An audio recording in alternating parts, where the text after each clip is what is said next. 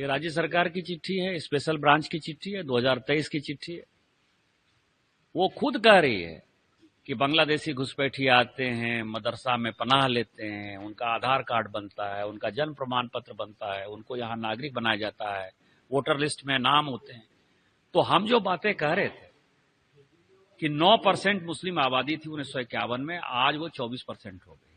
पूरे देश में से मुस्लिम जो है 4% बढ़ा, हमारे संथाल परिणाम में वो 15% बढ़ा। ये 11% बांग्लादेशी घुसपैठिया है। ये झारखंड की सरकार खुद इसको मान रही है। इसके बाद भी वोट बैंक की पॉलिटिक्स में आदिवासियों की संख्या घट जाए, आदिवासी मर जाएं, आदिवासी तुरहित हो जाए, इसके लिए न कांग्रेस को मतलब है, न झारखंड मुक्ति मोर्चा को मतलब है। और संथाल परगना एक ऐसे भयावह स्थिति में है कि जो ग्रेटर बांग्लादेश बनने की स्थिति है वो संथाल परगना से उसकी शुरुआत हो रही है।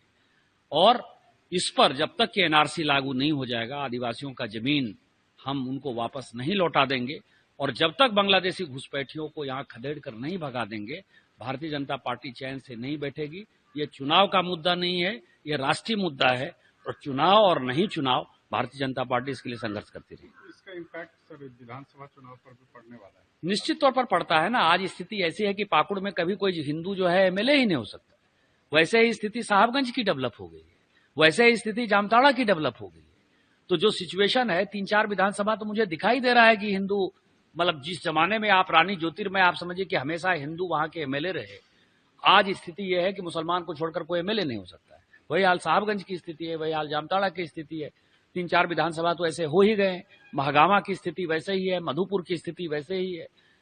वोट जो है 123 से 140% जो है एक एक बूथ पर जो है मुसलमानों के ज्यादा बढ़े हैं, और ये सभी बांग्लादेशी घुसपैठी है, बांग्लादेशी मुसलमान है। और बांग्लादेशी घुसपैठियों को ये देश हिंदू मुस्लिम सिख ईसाई का है, लेकिन ये देश बांग्लादेशी मुसलमानों का नहीं है, और उनको खदेड़ कर भगाए।